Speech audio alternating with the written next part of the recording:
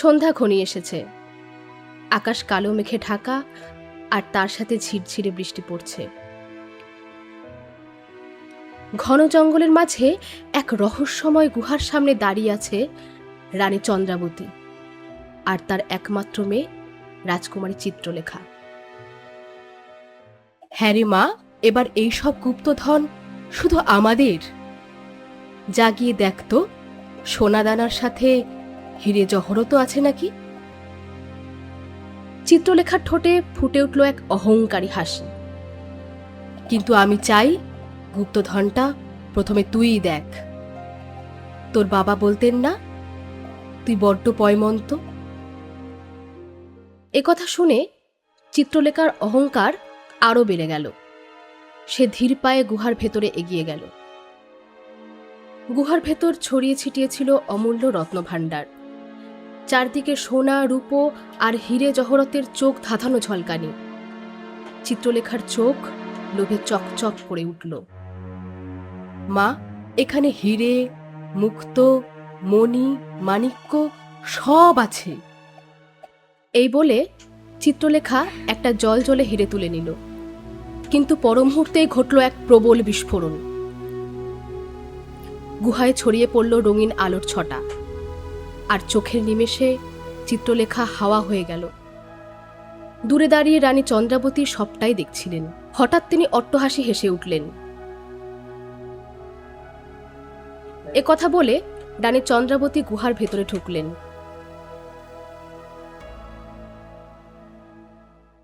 বিদায় চিত্রলেখা, তুই এটুকুও বুঝলি না যে গুহার ভেতর গুপ্তধন এমনি এমনি কেন ছড়িয়ে আছে? কারণ এই গুপ্তধন অভিশপ্ত। এবার আমি হব এই রাজ্যের আসল রানী। এই বলে তিনি গুহা থেকে বের হতে যাবেন, ঠিক তখনই তার নজর পড়ল সেখানে রাখা এক অপূর্ব সুন্দর হীরের মুকুটের দিকে। রানী চন্দ্রাবতীর চোখে ভেসে উঠল লোভের ছায়া। যেই না তিনি মুকুটখানা ছুঁয়েছেন, পর মুহূর্তেই তার শরীর পাথর হতে শুরু করল। এ কি, আমার এত লোভ করা উচিত হয়নি। এই মুকুটটা আমার ছোঁয়া ঠিক হয়নি। তখনই রঙিন আলোর ছটার সাথে সেখানে এক সাধু প্রকট হলেন। মূর্খ রানী, তুই নিজেকে বড্ড চালাক ভাবছিলি, তাই না? নিজের মেয়েকেই পথের কাঁটা ভেবেছিলি চন্দ্রাবতী। এখন নিজের কর্মফলের জালে তুই নিজেই ফেসেছিস। রানী চন্দ্রাবতী কাঁদতে শুরু করলেন। আমায় ক্ষমা করে দিন সাধু মহারাজ, আমার খুব বড় ভুল হয়ে গেছে। এখন আমার কিচ্ছু করার নেই। মনে রাখিস, তোর মেয়েও অভিশপ্ত, আর তুইও পাথর হয়ে এই গুহাতেই বন্দি থাকবি। তোর মুক্তি তখনই মিলবে যখন তোর মেয়ে এই অভিশাপ থেকে মুক্ত হবে। এটাই তোর শাস্তি।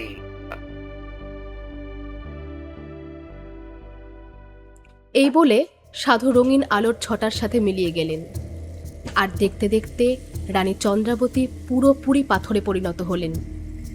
চারিদিকে নেমে এলো এক ভয়ঙ্কর নিস্তব্ধতা।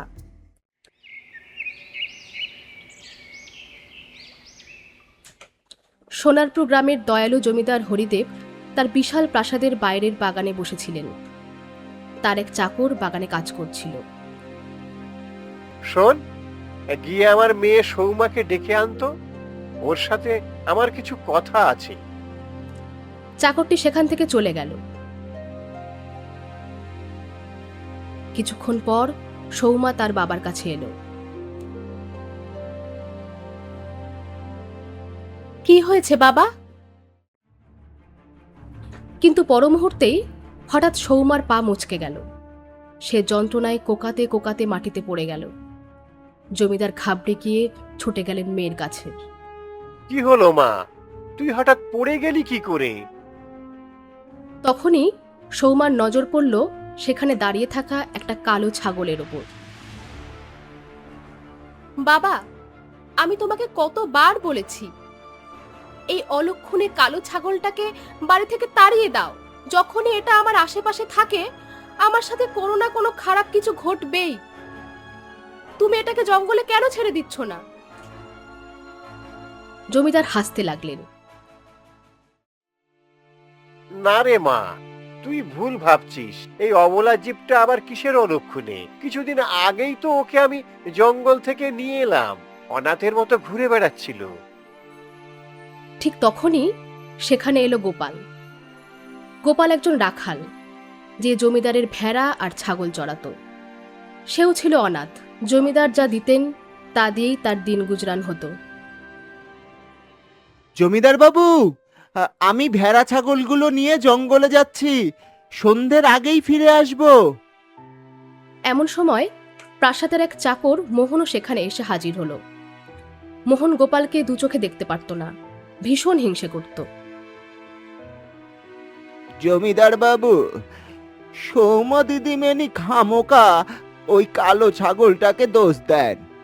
সত্যি কথা বলতে কি, এই কালো ছাগলটা অলক্ষণে নয়। যদি কেউ অলক্ষণে হয় তবে সেটা ওই গোপাল।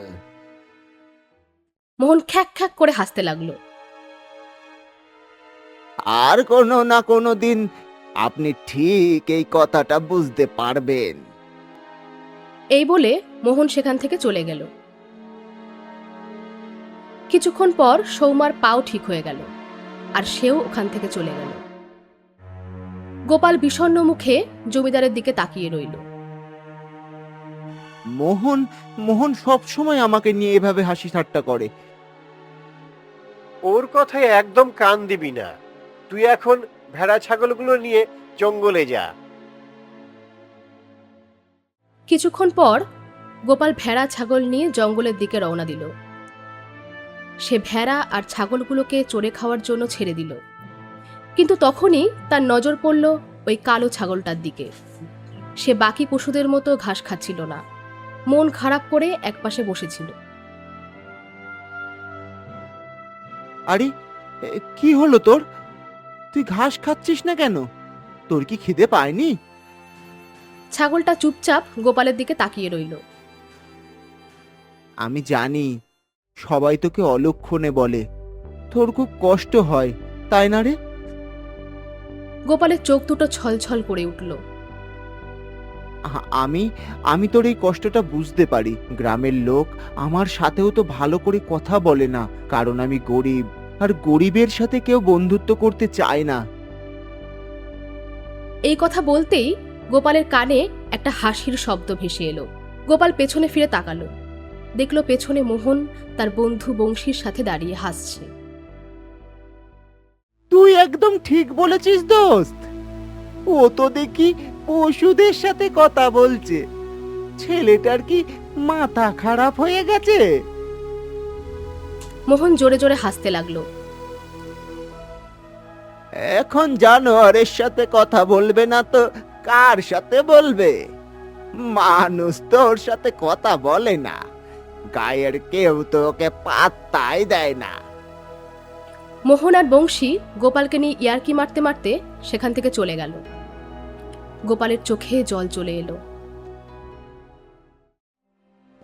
ওদিকে মোহন আর বংশী গ্রামের একটা গাছের নিচে আচ্ছা, তোকে একটা কথা জিজ্ঞেস করি। হ্যাঁ, বল না। গোপাল তো খুব সহজ সরল ছেলে, ভীষণ গরিব বটে। তাহলে তুই ওকে এত হিংসে করিস কেন? সব সময় ওকে নিয়ে এমন হাসাহাসি কেন করিস? আমি জমিদারের প্রাসাদে কাজ করি রে বংশী, কিন্তু আমি দেখেছি জমিদার গোপালকে বেশি খাতির করে, ওকে বেশি সম্মান দেয়, আমারে দেয় না। আমি চাই জমিদার যেভাবেই হোক গোপালকে কাজ থেকে তাড়িয়ে দিক, কিন্তু কি করে সেটা হবে সেটাই তো বুঝতে পারছি না। এ তো খুব সহজেই হতে পারে। কিভাবে? দেখ, গোপাল সারাদিন জমিদারের ভেড়া ছাগল নিয়ে জঙ্গলে ঘোরে। তুই কদিন বাদে জঙ্গলে যাবি, জমিদারের কোনো প্রিয় ভেড়া বা ছাগল চুরি করে নিবি, জমিদার রেগে আগুন হয়ে যাবে আর গোপালকে কাছ থেকে ঘাড় ধাক্কা দিয়ে তাড়াবে। বাহ বাহ দোস্ত বাহ, কি বুদ্ধিটাই না দিয়েছিস তুই। এইবার আমি ঠিক এটাই করব। এভাবেই কিছুদিন কেটে গেল। একদিন গোপাল আবার গাছের নিচে বসেছিল। ভেড়া আর ছাগলগুলো জঙ্গলে চড়ছিল। ঠিক সেই সময় ঝোপের আড়ালে লুকিয়ে থাকা মোহন পা টিপে টিপে সেখানে এলো। সে চুপি চুপি জমিদারের সবচেয়ে প্রিয় ভেড়াটাকে তুলে নিয়ে সেখান থেকে চম্পট দিল। সন্ধেবেলায় গোপাল যখন ভেড়া ছাগলগুলো গুনতে গেল, সে তো চমকে উঠল।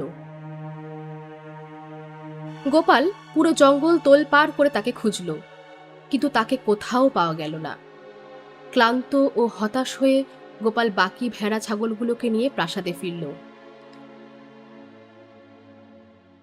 জমিদার হরিদেব নিজের প্রিয় ভেড়াটিকে দেখতে না পেয়ে রেগে আগুন হয়ে গেলেন। আমার ভেড়া কোথায় গেল? আমি আমি জঙ্গলে অনেক খুঁজেছি জমিদার বাবু, কিন্তু বুঝতে পারছি না ও কোথায় হারিয়ে গেল। তাহলে তোমার মন কোথায় ছিল? পশুদের সুরক্ষার দায়িত্ব তো তোমার ছিল। ঠিক তখনই মোহন কোলে করে সেই ভেড়াটিকে নিয়ে হাজির হলো। এই নিন আপনার ভেড়া জমিদার বাবু। জমিদার ভেড়াটিকে দেখে অবাক হলেন। তুমি এটাকে কোথায় পেলে? মোহন ধূর্ত হাসি হাসল। সে তো ভাগ্যিস আমি একটা কাজে জঙ্গলে গিয়েছিলাম। এই ভেড়াটা জঙ্গলে পথ হারিয়ে ঘুরে বেড়াচ্ছিল, একটা নেকড়ে ওর পিছু নিয়েছিল। আমি অনেক কষ্টে ওকে নেকড়ের হাত থেকে বাঁচিয়েছি। আমি তো আগেই বলেছিলাম জমিদার বাবু, গোপালকে কাছ থেকে তাড়িয়ে দিন, ও কোনো একদিন আপনার বিরাট ক্ষতি করে দিব। এই বলে মোহন সেখান থেকে চলে গেল। জমিদার হরিদেবের চেহারা রাগে লাল হয়ে গেল। গোপাল, কাল থেকে তোমার আর কাজে আসার দরকার নেই। জমিদার বাবু, আমি কি করব? এই কাজ ছাড়া তো আমি আর কিছুই জানি না। দয়া করে আমাকে কাজ থেকে তাড়াবেন না। আর আমি তোর ওপর দয়া করব না, তবে তোকে খালি হাতেও ফেরাবো না। একথা বলে তিনি কালো ছাগলটার দিকে ইশারা করলেন। আমার মেয়ে এই কালো ছাগলটাকে একদম পছন্দ করে না। যা, একে তোর সাথে নিয়ে যা। অন্তত এর দুধ বেচে তুই নিজের পেট চালাতে পারবি। গোপালের দু চোখে জল ছলছল করছিল। সে কালো ছাগলটাকে নিয়ে তার কুঁড়ে ঘরের দিকে রওনা দিল। গোপাল তার ভাঙাচোরা কুঁড়ে ঘরে এসে পৌঁছালো,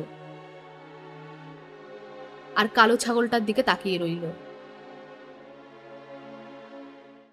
এক জমিদার বাবুই ছিলেন যিনি আমার সাথে ভালো করে কথা বলতেন, এখন তিনিও আমাকে তাড়িয়ে দিলেন। কিছুই বুঝতে পারছি না, এবার আমি কি করব? গায়ের কেউই আমাকে কাজ দেবে না, কারণ কেউ তো আমার সাথে কথাই বলতে চায় না। গোপালের চোখ থেকে জল গড়িয়ে পড়তে লাগলো। সে খাটিয়ায় শুয়ে পড়ল। ধীরে ধীরে রাত গভীর হলো। কাঁদতে কাঁদতে কখন যে গোপাল গভীর ঘুমে তলিয়ে গেল সে বুঝতেই পারল না।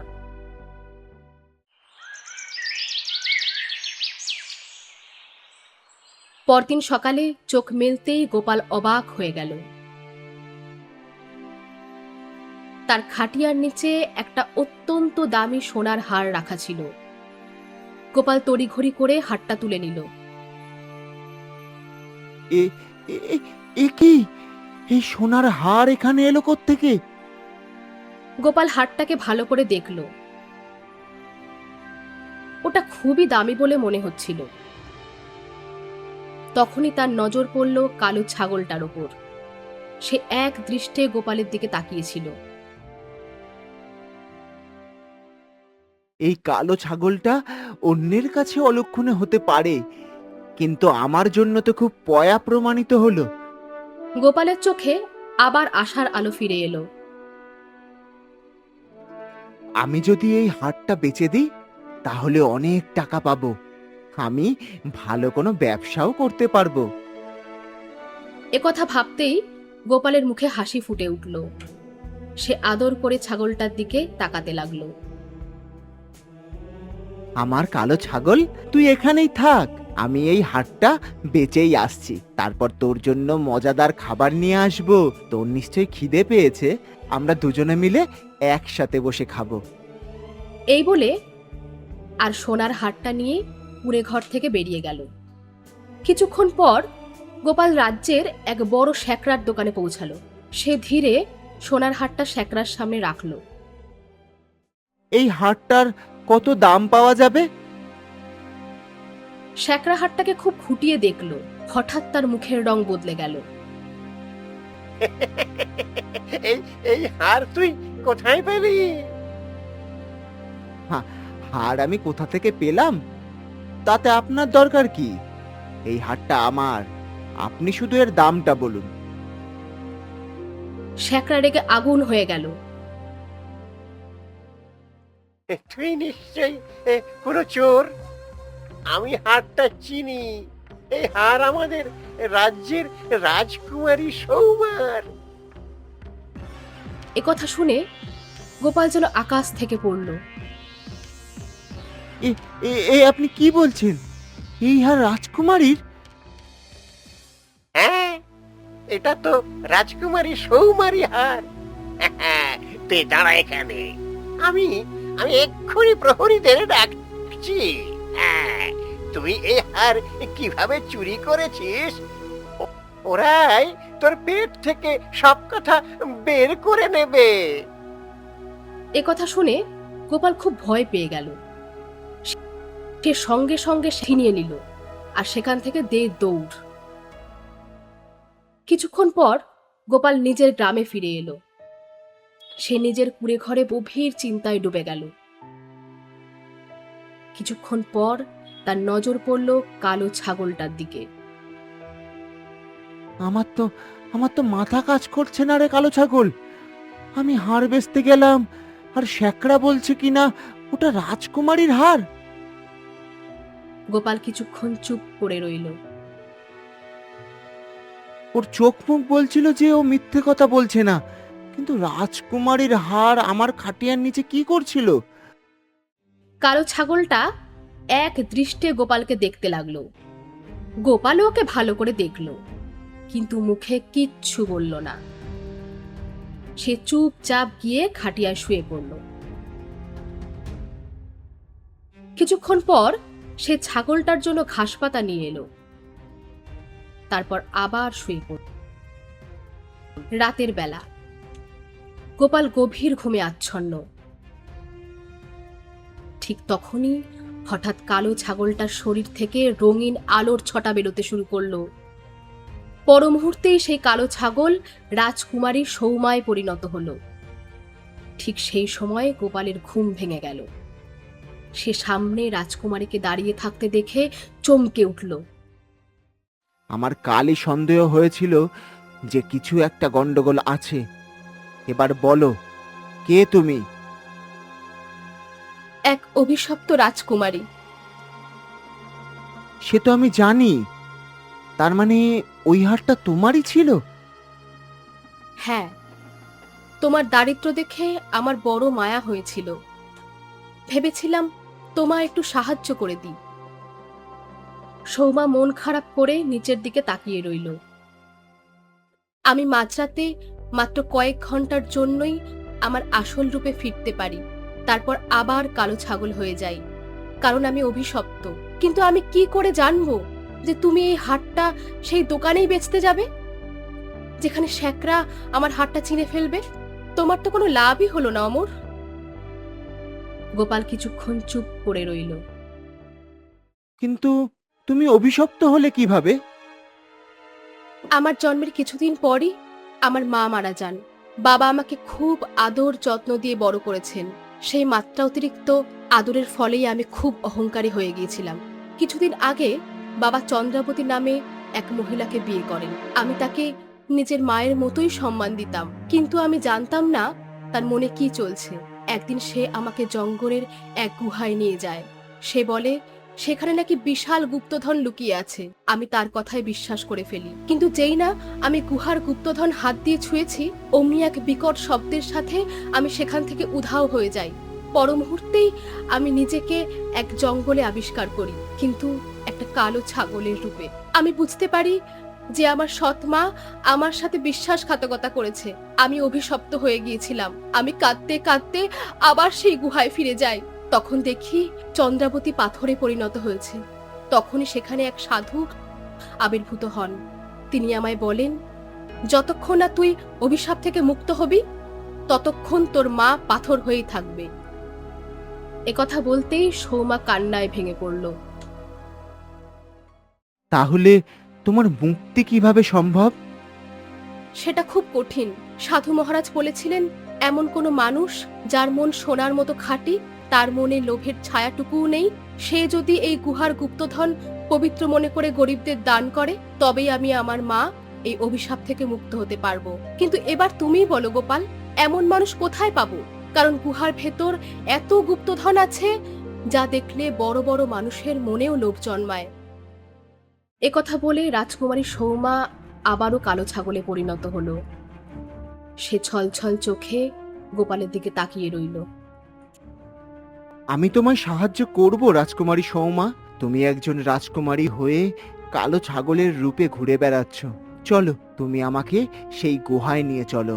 আমার কখনো গুপ্তধন বা টাকা পয়সার লোভ ছিল না। আমি তো সবসময় এটাই চেয়েছি যে মানুষ আমায় ভালোবাসুক, আমার সাথে একটু ভালো করে কথা বলুক, আমাকে নিজের বলে ভাবুক। এছাড়া আমার আর কিছুই চাই না। একথা শুনেই কালো ছাগলটা কুড়ে ঘর থেকে বেরিয়ে গেল। গোপালও তার পিছু পিছু চলতে শুরু করলো। অনেকটা পথ হাঁটার পর কালো ছাগলটা গোপালকে সেই রহস্যময় গুহায় নিয়ে এলো। গুহার ভেতরে চারিদিকে গুপ্তধন ছড়িয়ে ছিটিয়ে ছিল। সোনা, রূপো আর হিরে জহরতের ঝলকানিতে পুরো গুহাটা আলোকিত হয়েছিল। তখনই গোপালের নজর পড়ল সেখানে থাকা এক অপূর্ব সুন্দর পাথরের মূর্তির দিকে। গোপাল তক্ষুনি বুঝে গেল যে ওটাই রানী চন্দ্রাবতী। গোপাল গুপ্তধনের দিকে তাকালো আর তারপর কালো ছাগলটার দিকে তাকিয়ে হাসল। চিন্তা করো না, যদি এর দ্বিগুণ গুপ্তধনও থাকতো, তবুও আমার মনে লোভ আসতো না।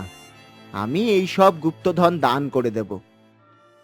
এই বলে গোপাল গুপ্তধনগুলোকে একপাশে সরাতে লাগলো। সে এমনভাবে কাজ করছিল যেন ওই গুপ্তধনে তার কাছে কোনো দামই নেই।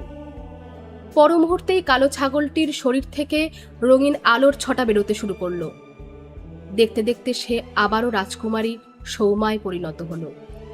ঠিক সেই সময় পাথর হয়ে থাকা রানী চন্দ্রাবতীও তার আসল রূপে ফিরে এলেন। তখনই সেখানে এক রহস্যময় সাধু আবির্ভূত হলেন। সত্যই তুমি পবিত্র মনে এই গুপ্তধন স্পর্শ করেছো, আর সেটা দান করার উদ্দেশ্যেই করেছো। তোমার সততার জন্যেই রাজকুমারী সৌমা আর রানী চন্দ্রাবতী অভিশাপ থেকে মুক্তি পেল। আমার এই গুপ্তধন চাই না সাধু মহারাজ। আপনি যদি আমায় কিছু দিতেই চান, তবে শুধু এই আশীর্বাদ করুন যেন মানুষ আমাকে ঘৃণা না করে, তারা যেন আমায় ভালোবাসে। তাই হবে, কিন্তু এই গুপ্তধন তোমাকে নিতেই হবে, কারণ তোমার পবিত্র মনের ছোঁয়ায় এই অভিশপ্ত গুপ্তধনই অভিশাপ থেকে মুক্ত হয়ে গেছে। রানী চন্দ্রাবতী কেঁদে ফেললেন। আমায় ক্ষমা করে দে মা, আমি ক্ষমতা আর লোভে অন্ধ হয়ে গিয়েছিলাম, কিন্তু এখন আমার চোখ খুলে গেছে। কোনো ব্যাপার না মা, আমিও খুব অহংকারী হয়ে গিয়েছিলাম। এবার থেকে আমি আর কখনো অহংকার করব না। পর মুহূর্তেই সাধু রঙিন আলোর ছটার সাথে সেখান থেকে মিলিয়ে গেলেন। গোপাল, আমি তোমাকে জীবন সঙ্গী হিসেবে পেতে চাই। তুমি আমাকে বিয়ে করবে? গোপাল অবাক হয়ে গেল। ঠিক সেই সময় রানী চন্দ্রাবতীও তার কাছে এলেন।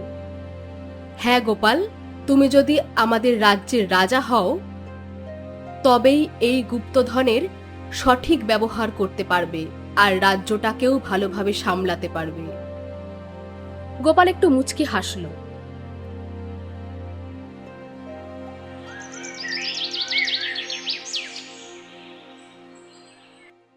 কিছুদিন পর গোপাল আর রাজকুমারী সৌমার বিয়ে খুব ধুমধাম করে সম্পন্ন হলো। গোপাল সব গুপ্তধন রাজকোষে জমা দিল। সে সেই সম্পদ গরিবদের জন্য এবং রাজ্যের মঙ্গলের কাজে ব্যবহার করল। কিছুদিন পর গোপাল তার স্ত্রী রাজকুমারী সৌমাকে নিয়ে তার পুরনো গ্রামে ফিরে এল। গোপালকে রাজার বেশে দেখে জমিদার আর মোহন তো আকাশ থেকে পড়ল। এ কি করে সম্ভব? কেন সম্ভব নয়?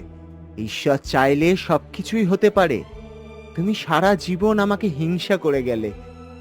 আমি তোমাকে শুধু এইটুকুই বলতে এসেছি, হিংসা মানুষকে ভেতর থেকে ধ্বংস করে দেয়। ভেবে দেখো, তুমি যদি আমাকে হিংসে না করতে তাহলে আজ আমরা দুজনে খুব ভালো বন্ধু হতাম। মোহন লজ্জায় মাথা নিচু করে নিল। আমায় আমায় ক্ষমা করে দাও গোপাল। ক্ষমা চাওয়ার কোনো দরকার নেই জমিদার বাবু। আপনি যদি আমাকে কাজ থেকে না তাড়াতেন তাহলে হয়তো আজ আমি রাজাই হতে পারতাম না।